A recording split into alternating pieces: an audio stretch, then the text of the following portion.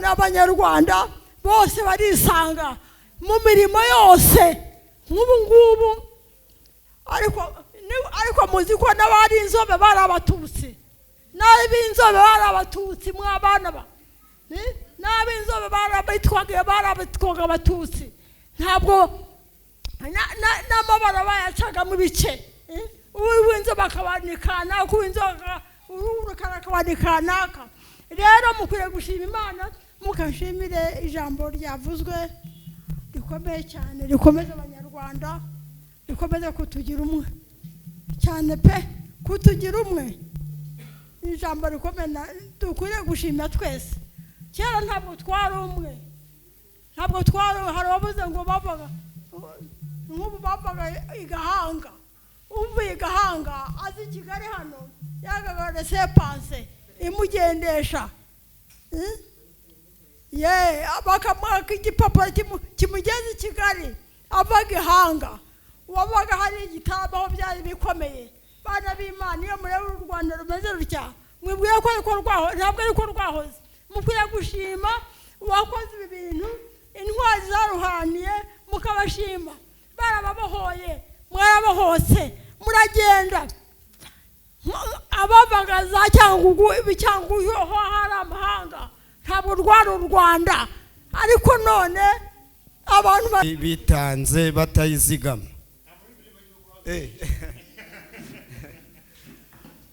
Abakurambere b'intwari bitangiye bizigama baranga ubu bukombe, buvamo bukombe n'amatsi ibihugu Afrika yose mu bwigenge twese, sibyo? Umuhamba shijiste abakurambere b'intwari bitanze batizigama, baraguhanga uvamo ubukombe, utsinda ubukombe na mpatsi ibihugu, none uraganje mu bwigenge. Tukomeye uko turi twese, ubu tukwiye kumera kuti ubutware. Ndumva amateka bari maremare, ndumva nasaba Sheikh Afrika bifurije umunsi mwiza w'intwari, kandi buriya ubutwari ni ubwacu.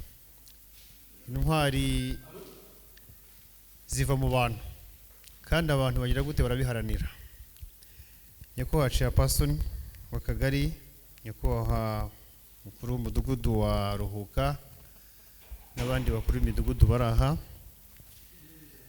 n'abandi bahagarariye inzego mu midugudu no mu kagari, n'abaturage mwese dufatanyije ko abaturage ba Karambo, banje kubasuhuza cyane, bifurije amahoro y'Imana n'imigisha yayo, ndetse n'abifuriza kuba intwari no kubiharanira.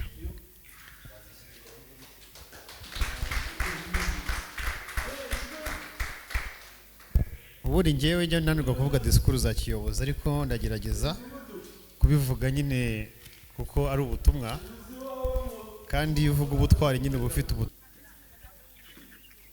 hari igihe zavuga ibintu bakavuga ati ese umwana ibintu arimo kutubwira ubundi abikora he, yavutse tumurebe ejo bundi. Ariko ni byiza ko n'abandi tubatoza, kuko kuvuga ikintu neza si uko wakibayemo, ahubwo ni uko uba waragitojwe neza. Nashaka tujye ako kanya dusimbukire ku ntego z'ikiganiro. Icya mbere, ikiganiro ni icyacu twese nk'abanyarwanda, kuko ubutwari dukeneye kubumenya, bitari umunsi mukuru kumenya ubutwari nk'umunsi mukuru, oya, ahubwo dukwiye kumenya ubutwari bukatubamo, bukatugendamo, tukamenya uko tugomba guharanira kubazo, kuko atari icyo buri muntu wese yatorewe kuba. Niyo mpamvu intwari iva mu bandi bantu, ikaba ari intoranwa, ntabwo ari umuntu ku giti cye. Rero ni izacu. Icya mbere ni uko abantu bose bagomba kurangwa no kwimakaza indangagaciro z'umuco nyarwanda mu migirire yabo, gushishikariza abanyarwanda kurangwa n'indangagaciro z'umuco n'ubutwari, no kuzishingiraho mu buzima bwabo bwa buri munsi. Kwibuka kwibutsa abanyarwanda amateka y'intwari z'igihugu no kubashishikariza gukora ibikorwa by'ubutwari bizana impinduka nziza mu mibereho, mu mibanire, mu iterambere rirambye, ubukungu, ubutabera, ubuyobozi n'ibindi. Gushishikariza abanyarwanda kurangwa n'umuco wo gukunda igihugu, cyane cyane mu rubyiruko, no guhagurukira umurimo unoze, kunga ubumwe, guharanira iterambere rirambye ry'u Rwanda na Afurika, no guhesha ishema u Rwanda mu ruhando rw'amahanga, no kurangwa n'ubupfura. Ibi bisomye byose, iki gikangisomye cyose uko cyakabaye, kubera yuko nabuze ikintu navanamo mu bintu byose by'ingenzi birimo. Hari kimwe mu bice cyagomba kuba kitarimo. Ubu rero tugiye noneho twihuse cyane. Iki kiganiro kigenewe bandi?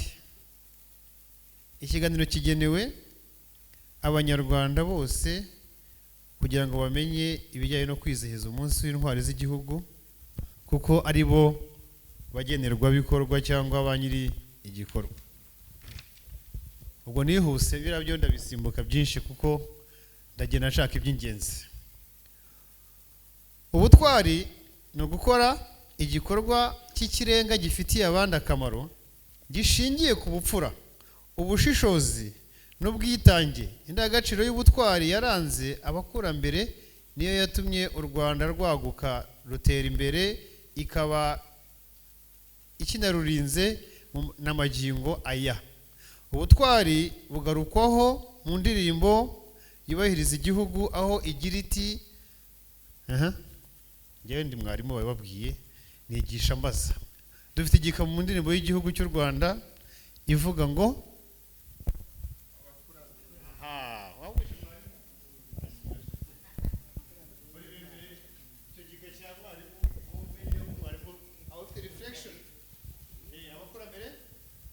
abakurambere b'intwari bitanze batayizigama.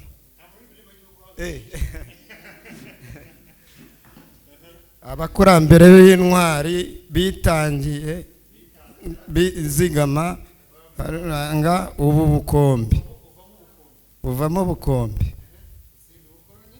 namatsi ibihugu Afurika yose mu bwigenge. Sibyo? Tukomeye uko turi twese. Ubu tukwiye kumenya kuti ubutwari. Ibyo dushingiraho rero ni ibyo abakurambere bacu bakomeje bashimangira, barabirinda. Uyu munsi duhagaze mu Rwanda rwiza, ruhagaze mu bwigenge, batsinze ubukoroni n'amatsi ibihugu. Bwa bundi batubuza kwambara inkweto. Rero umuco w'ubutwari mu banyarwanda uya no gushima ibikorwa by'indashyikirwa. Umuntu wese agukorera igikorwa cyiza ugomba kugira gute? Ugomba kumushima. Gushima ni iki? Gushima ni ubutwari, gushima ni ubupfura. Hashimirwa uwakoze neza. Rero mu Rwanda umuco w'ubutwari mu banyarwanda wajyanaga gushima ibikorwa by'indashyikirwa. Umuntu yabaga yize gute? Yakoze. Abantu bose barakora, ariko hari abo bita indashyi. Uyu munsi dufite indashyikirwa nyinshi zifite uziyoboye. Ninde?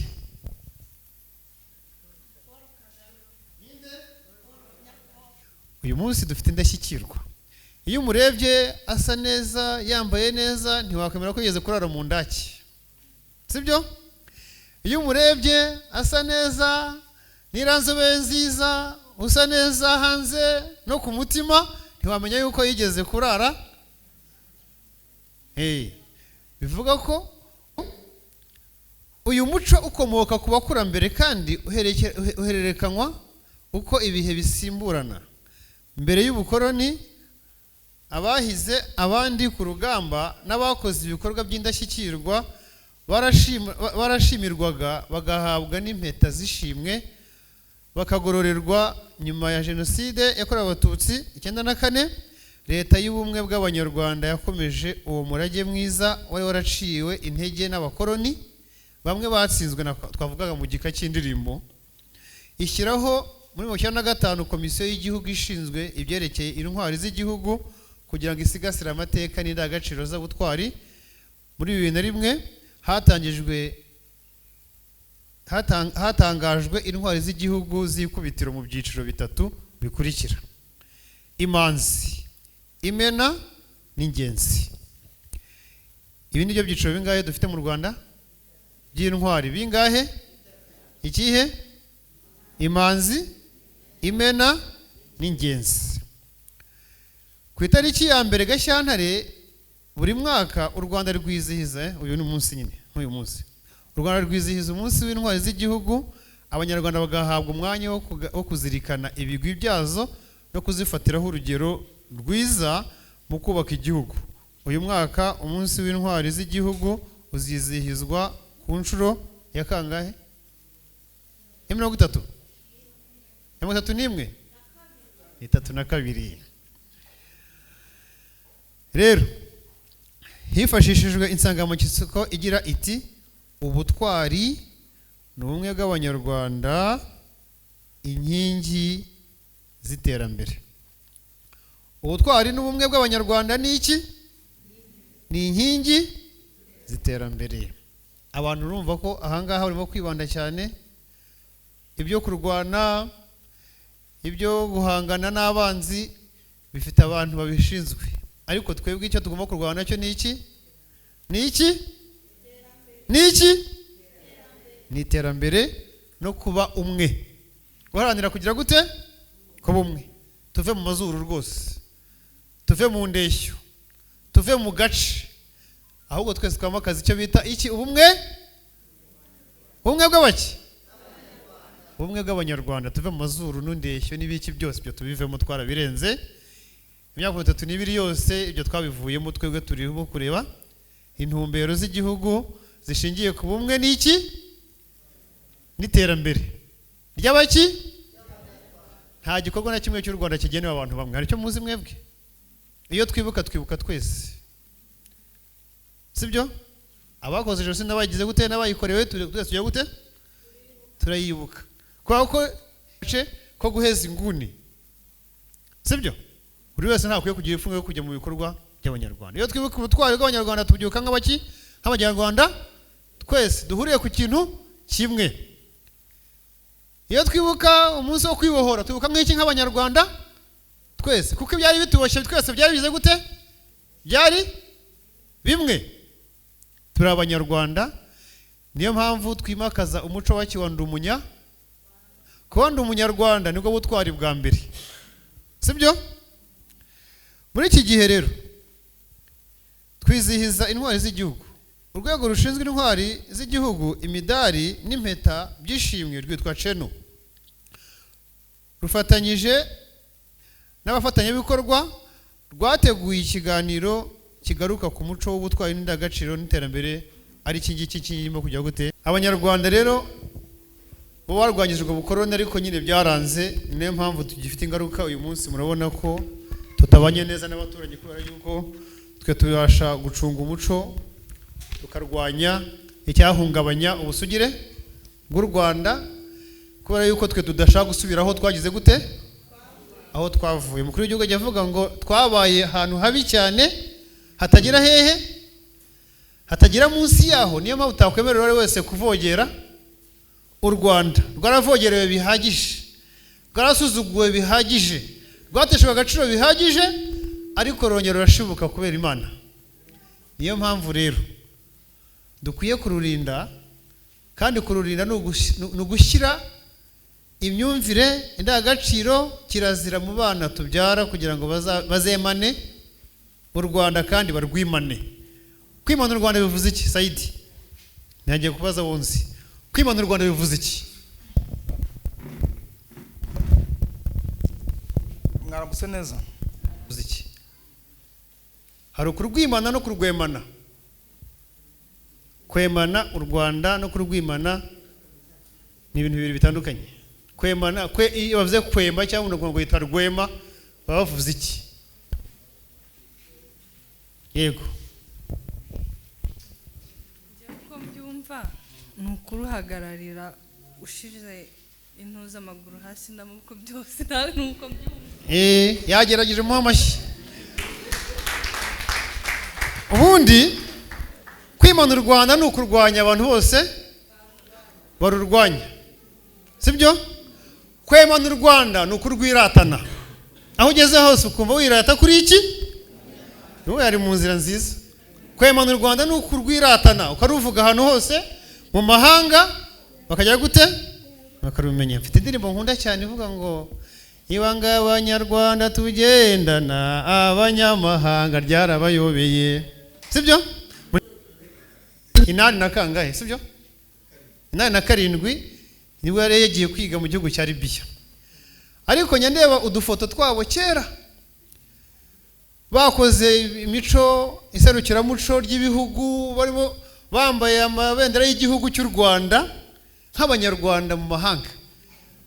Ukabona rwose urikanze kubona abantu barimo kwizihiza imico yabo mu kindi gihugu, kandi bari bataragira ubwigenge bwo kubikorera mu bihugu byabo, ariko bakemera akabigendana.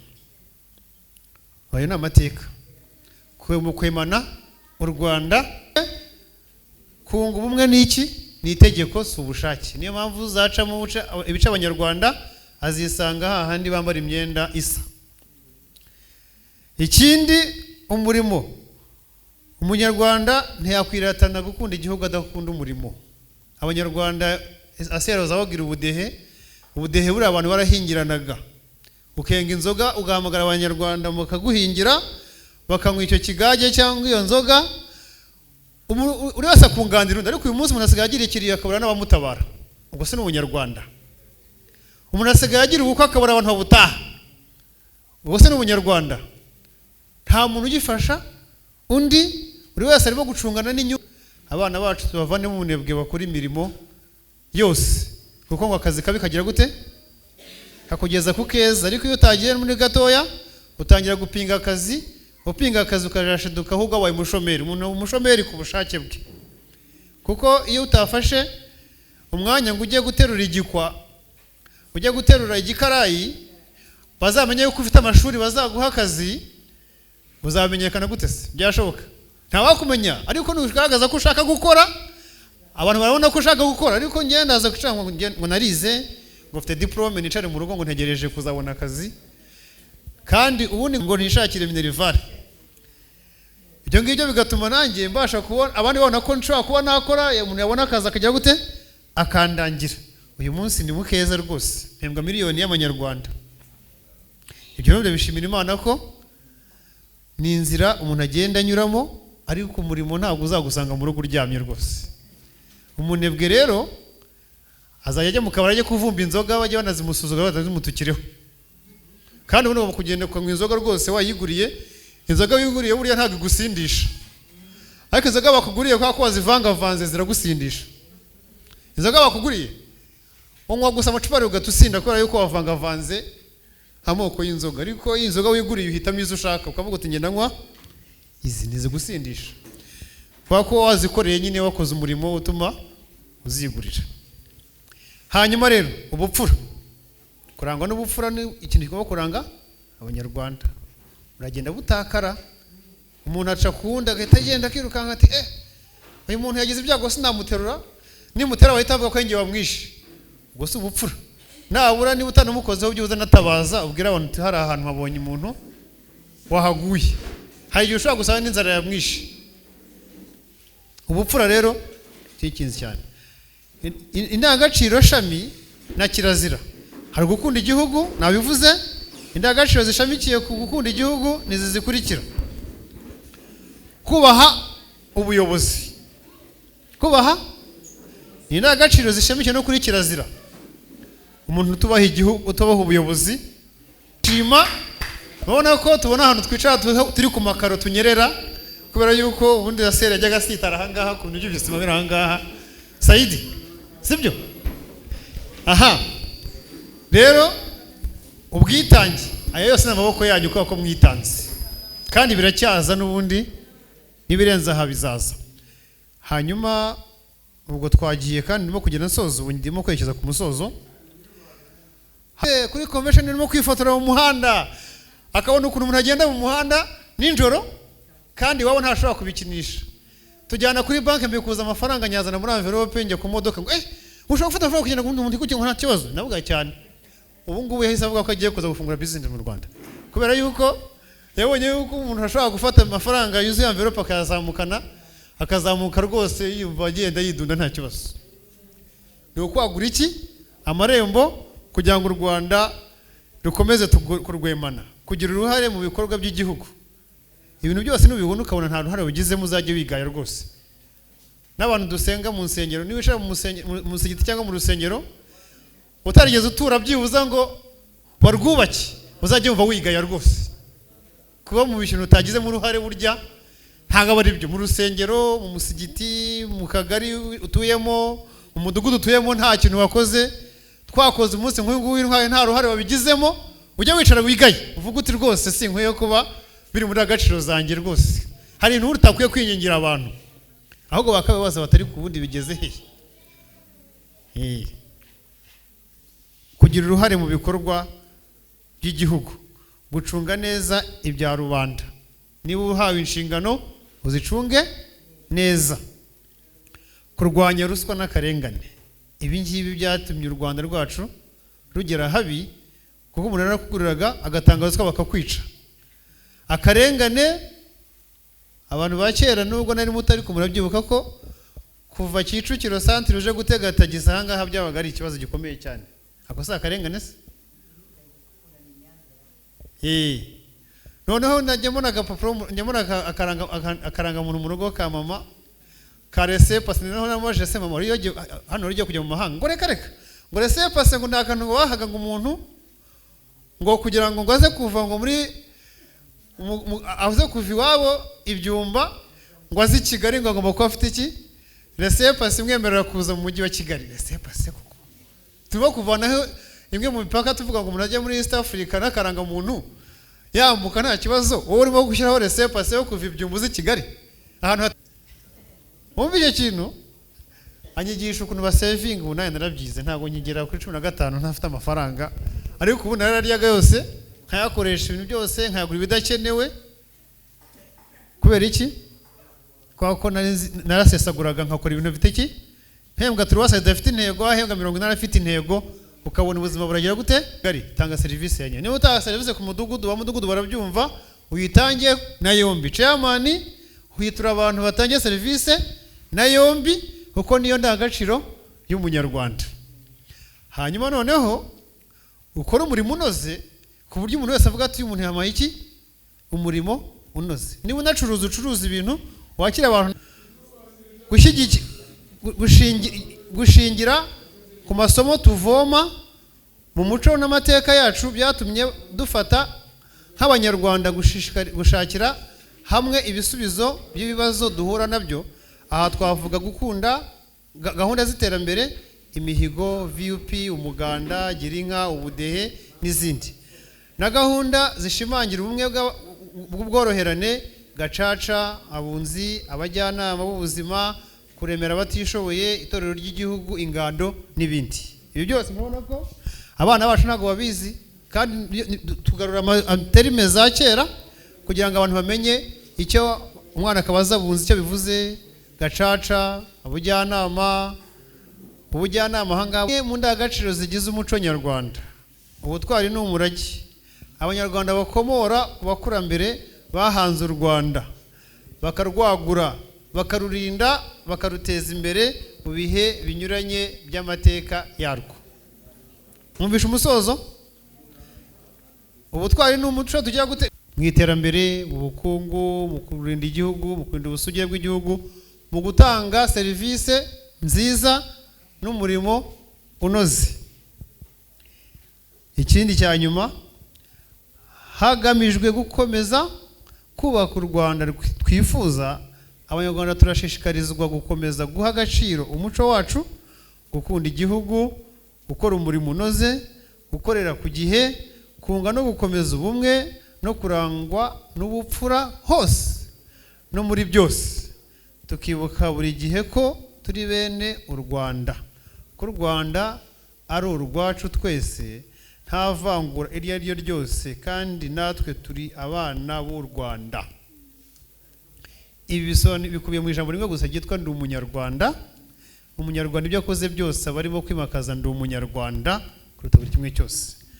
ubutwari ni ugutinyuka guhangana n'igiteye ubwoba cyahungabanya ubuzima n'imibereho y'abantu. Icyo dukwiriye gutinyuka guhangana nacyo ni iki gihe ni ubukene, ni imyumvire n'imikorere imenyerewe akenshi idahwitse. Nongeye kubasaba ko ubutwari bubugira intego mu byo mukora byose, bityo iterambere twifuza tukarigeraho ku buryo bwihuse kandi tukagira igihugu twishimiye twifuza kuzaraga abana bacu. Iyi koti ndangirijeho ni ijambo rya nyakubahwa Perezida wa Repubulika y'u Rwanda Paul Kagame yavuze tariki ya 2 Gashyantare muri 2010, avuga ngo ubutwari ni ugutinyuka guhangana n'igiteye ubwoba cyahungabanya ubuzima n'imibereho y'abantu. Icyo dukwiriye gutinyuka guhangana nacyo muri iki gihe ni ubukene n'imyumvire n'imikorere imenyerewe akenshi idahwitse. Nongeye kubasaba ko ubutwari bubugira intego mu byo mukora byose, bityo iterambere twifuza tukarigeraho mu buryo bwihuse kandi tukagira igihugu twishimiye twifuza kuzaraga abana bacu. Tariki ya 2 Gashyantare 2010 nibwo Perezida yavuze iri jambo, ariko wagira ngo ryabaye uyu munsi. Ndabashimiye cyane kuntega amatwi, rwose mbifurije kugira umunsi mwiza w'intwari. Muharanire kuba intwari. Murakoze cyane.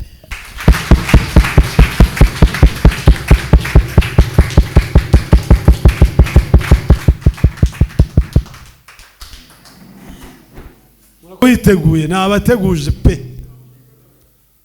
Waba yumva hari aho nibeshye ibi bintu atari ibintu bye, twazanye umuvandimwe utabishoboye mumanika agatoki. Nta n'umwe ndimo kureba. Ndagera ku ngingo rero, n'ingingo ikomeye rwose. None waba afite ikibazo rero ducunguje uburyo umwete yabaza Chef Africa, hanyuma tugakomeza gahunda y'umunsi. Murakoze.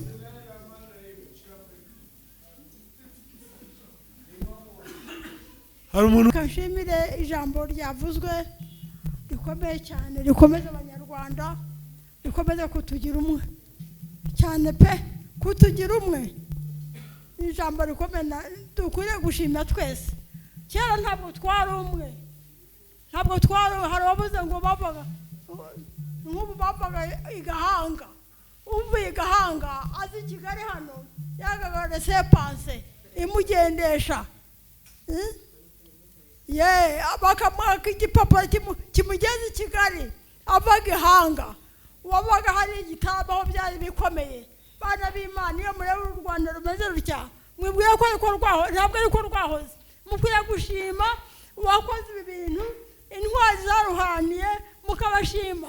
Barababohoye, mwarabohose, muragenda. Abavaga za Cyangugu, Cyangugu ho hari amahanga, ntabwo rwari u Rwanda. Ariko none abantu b'Abanyarwanda bose barisanga mu mirimo yose nk'ubu ngubu. Ariko muzi ko n'abari inzobe bari abatutsi, n'ab'inzobe bari abatutsi, mwabana ba n'ab'inzobe barabitwaga abatutsi. Ntabwo n'amabara bayacaga mu bice, uw'inzobe akabanikana, uw'inzobe urukara akabanikana. Rero mukwiye gushima Imana, mugashimira leta yagize umuntu ikatugira umwe, ikatugira umunyarwanda. Imana bahumye. Abakoze mukecuru ni inararibonye, yanyuze mu bintu byinshi. Ibavuga we yabihagazeho nk'uko turi hano mu kagari. Ariko umwarimu wacu yabitwigishije pe. Nta butwari bwavanguye, nta butwari bwarebye isura. Ubwo butwari ntabwo twabushima pe, ahubwo babikoze babaye ibigwari, turabagaye. Nihuse rero murabona ko umunsi uciye ikibu. Tumaze useko mbona nta muntu urarambirwa. Ndabona abantu bose bakeneye kumva ibintu birimo biganirwa hano. Nkuko nakomeje kubabwira rero, hano hari abaje nyuma, twateraniye turi imidugudu 4, ndi kumwe na bagenzi banjye.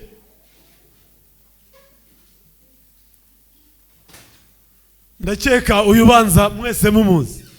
Intwari rero, kuba intwari buri butwari bugaragarira mu bintu, mu ngeri zose zubaka igihugu. Cyangwa nushaka kunyuranya, gusobanya, tugiye tugerageza tumushyire mu murongo byihuse, si byo se? 0788 51 88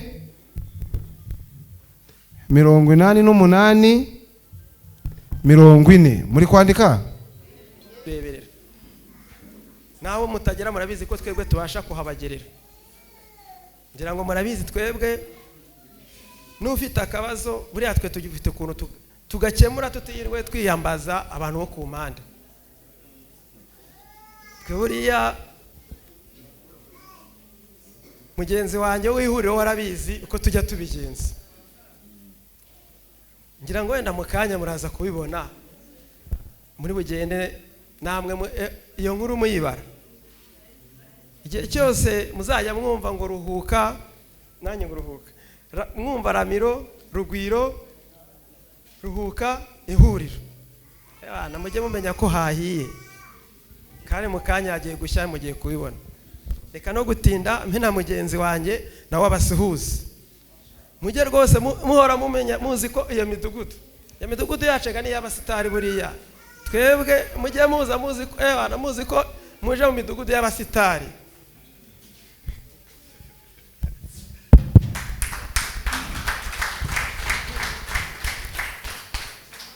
Mwaramutse mwese. Mugire umunsi mukuru w'intwari. Mugire umunsi mwiza. Nkuko babibabwiye, nitwa Kambari, ndi umukuru w'umudugudu mu ihuriro, aba bakunze kwita Joakare. Hari utahazi? Ariko Joakare ntabwo ari ryo zina ryaho, ni ukugira ngo buri wese nyine amenye aho ariho, sibyo? Ntabwo rero ndi bujye kure ya bagenzi banjye, impanga zanjye nkuko babibabwiye. Ntabwo ndi buvuge byinshi, ariko ko harimo amajwi menshi se ndiho ndabeshya. Nkuko nabibabwiye, ntabwo najya kure ya bagenzi banjye. Twese dusenyera umugozi umwe. Icyo twabifuriza rero nk'abayobozi banyu nuko twaba intwari mu byo dukora, nuko twaba intwari aho duciye, twaba intwari muri bagenzi bacu, aho turi hose tukaba intwari. Mukomeze mugire umunsi mwiza, murakoze. Barakoze, abavandimwe barakoze rwose, mubongera amashyi pe. Watugejejeho ikiganiro cyiza cyane, kandi koko yabaye umwarimu mwiza, asanzwe ari umwarimu, ibyo avuga arabisobanukiwe. Ariko kandi reka namwe ubwanyu mbashimire ku bwitabire mbona hano, mbashimire ubwitonzi mufite, uburyo mwateze amatwi iki kiganiro kuva gitangiye kugeza gishojwe. Ijambo rero ngira ngo mbagezeho ni ubutumwa nahawe n'ubuyobozi bw'akagari kacu ka Karambo. Nk'uko bisanzwe, uyu ni umunsi twizihiza ku rwego rw'igihugu cyacu, twese tugakurikira, tukajya muri iyo njyana, tukajya muri gahunda. Ntabwo uyu munsi mukuru wabereye ahandi, wabereye aho turi, ndetse naho ubuyobozi bw'igihugu cyacu bwateganyije kujya gukorera uyu muhango. Ngira ngo mwese murahazi. ariko izi ni gahunda z'imidugudu, ntabwo byabereye ku murenge, nta nubwo byabereye ku rwego rw'akarere. Ni agaciro baha umuturage wese kugira ngo agezweho izi nyigisho kandi abashe kuzumva neza no kuzisobanukirwa. Ubu aho twari twicaye hano twese twari turimo kwiga y'ubutwari bwaranze igihugu cyacu. Intwari mwazumvishe zabayeho kuva kera kandi zizakomeza zibeho, kubera ko igihugu kiracyiyubaka. Igihugu gikeneye abantu nk'abariya kubera ko nibo tugomba kwigiraho.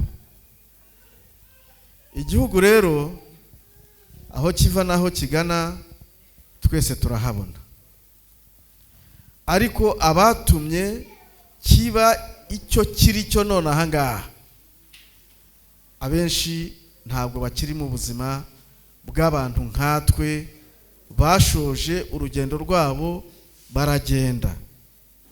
Abandi twese turiho, turanezerewe, turi mu mutekano, turi mu iterambere, ariko tuzirikane na ba bandi babiharaniye kugira ngo tube abo turi bo none aha ngaha. Banyakarambo rero uyu munsi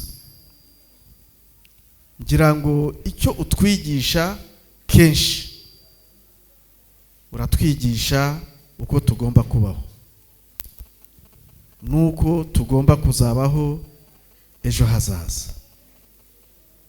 Iterambere ndetse n'abandi bababwiye barimo abitanze kugira ngo igihugu kibashe kugera aho kigera.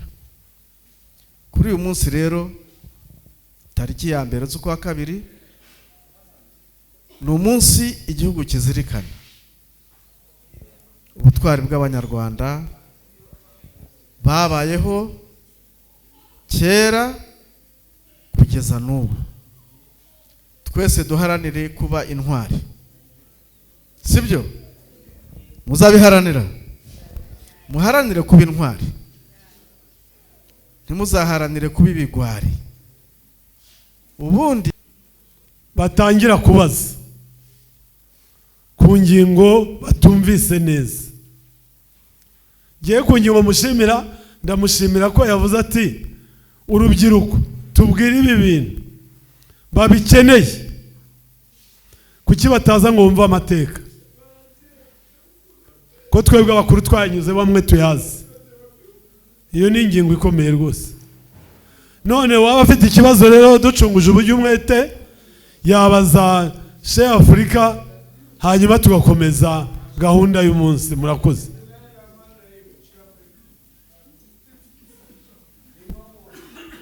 Hari umuntu ufite ikibazo cyangwa icyo yamwunganira ati hari aho wasimbutse nkurikije amateka n'abangenzi? Mukecuru Perpetu wangu ashaka kumubaza. Ngaho mukecuru.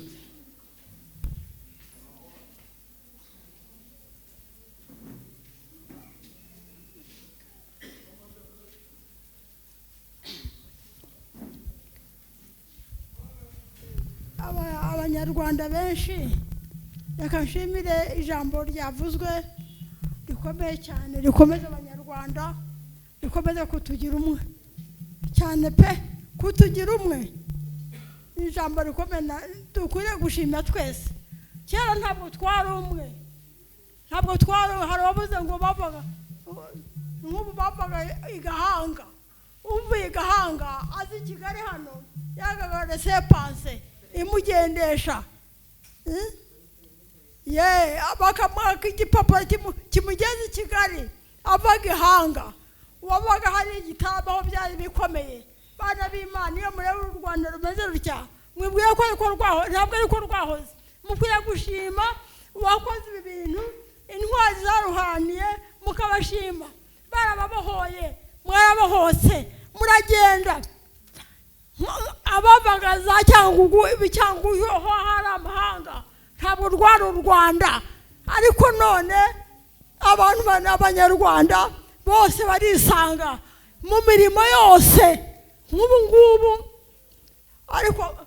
ariko muzi ko n'abari inzobe bari abatutsi n'ab'inzobe bari abatutsi mw'abana ba n'ab'inzobe barabitwaga abatutsi ntabwo n'amabara bayacagamo ibice uw'inzobe akabanikana uw'inzobe akabanikana rero mukwiye gushima Imana mugashimira leta yagize umuntu ikatugira umwe ikatugira umunyarwanda Imana ibahe umugisha.